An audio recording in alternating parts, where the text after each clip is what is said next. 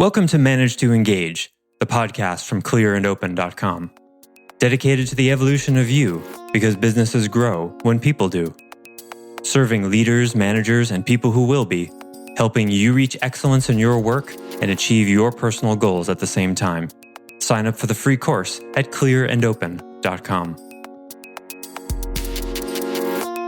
But the good news is in business, it doesn't matter.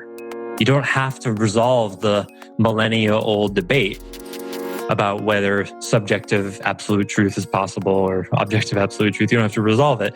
You just go to results.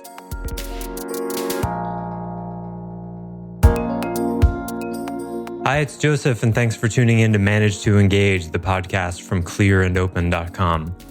Is reality in a business open to interpretation? We live in a world where the existence of, quote, alternative facts is now accepted by many. How do you manage someone when they're seeing a situation so differently that you just can't see eye to eye?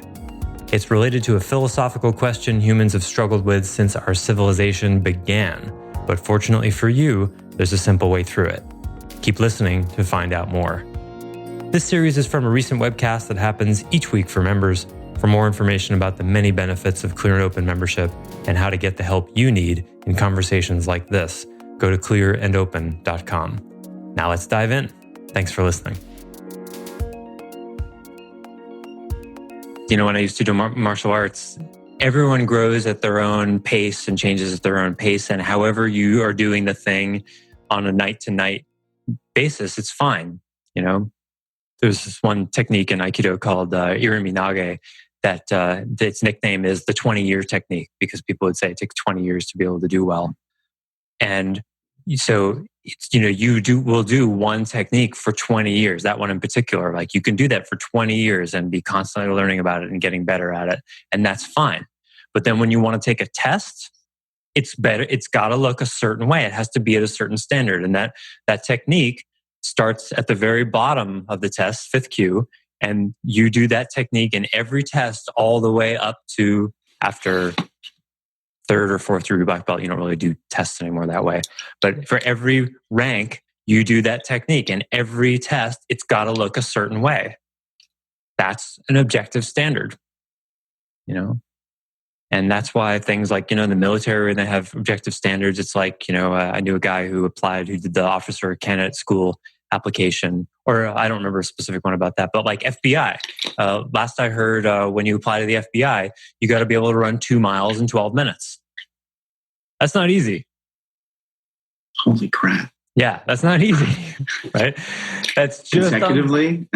2 miles in 12 minutes. I could run 1 6-minute mile, with some training. 2, that's another thing, and it's like, that's it.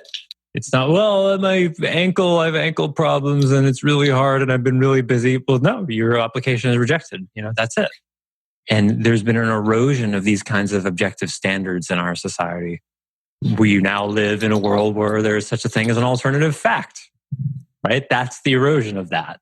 And you see this start to come up in business situations where like you'll say to an employee, hey, you did this with a client and this was the impact and this is really a problem. Well, that was your interpretation of what happened. I see it differently. What? Right? That's a purizing where they're saying, well, my interpretation of the situation is just as valid as my boss's interpretation of the situation. Yeah, it's not. It's not. That's subjectivism. I think the subjectivism has always been there. It's just been sort of mainstreamed now recently, where, it used to be looked at as the aberrant type of behavior, but now it's being mainstreamed and people are being required to actually adhere to those subjectivity when it never used to be. Yeah, I think you're right. It started, I just remember while you were saying that, you're totally right, Joe. There was a small segment of my early 20s where I was substitute teaching in the San Francisco, in the Bay Area public schools. Oh my gosh. I was not cut out for that. Like Oakland and there were like 13-year-olds who were taller than I was. And I remember once in a classroom, somebody said, like all African American. Here I am, this white kid from Massachusetts, and someone made a grammatical mistake, said something, like the subject verb agreement or something, and I just, without even thinking, I just corrected it, and the girl went, Ebonics.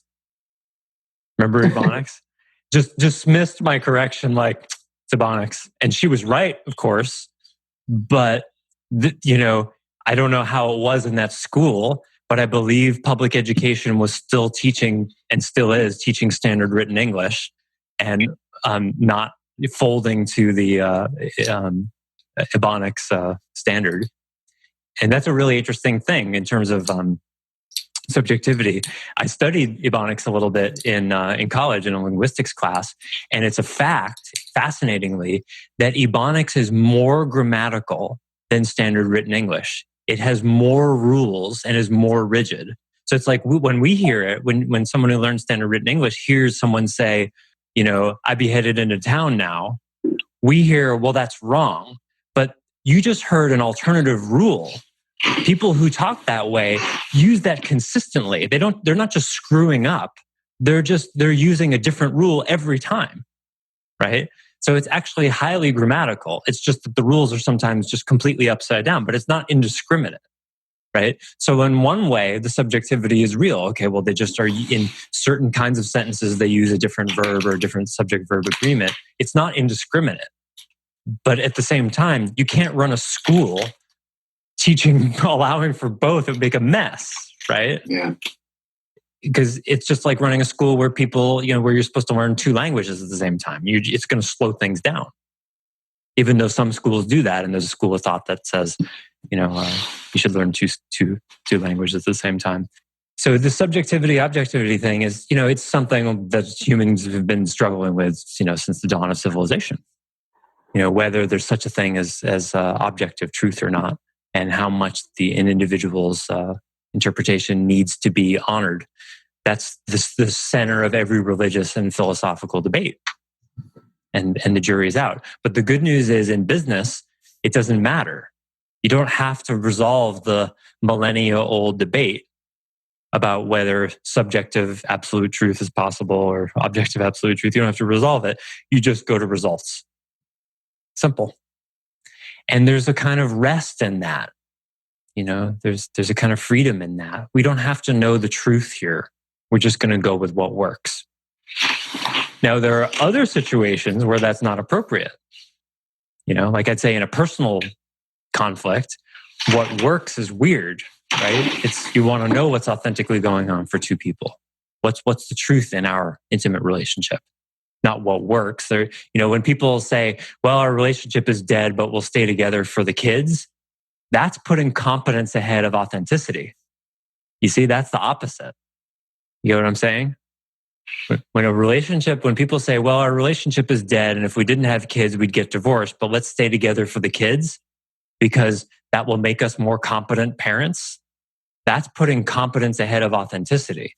Because what, in my opinion, happens there is you end up modeling a dysfunctional relationship as functional for your kids.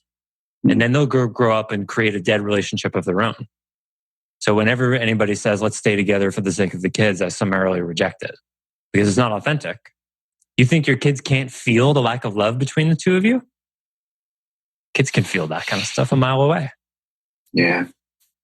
So that's an example of the opposite problem when parents, when people put competence ahead of emotion, ahead of realness. What they're really saying is it would be inconvenient for us to split up, so let's just stay together. It would be uncomfortable for us to actually follow what's true for our hearts here, so let's just stay together because it's functional. That's the opposite problem. Same domain contamination, other way.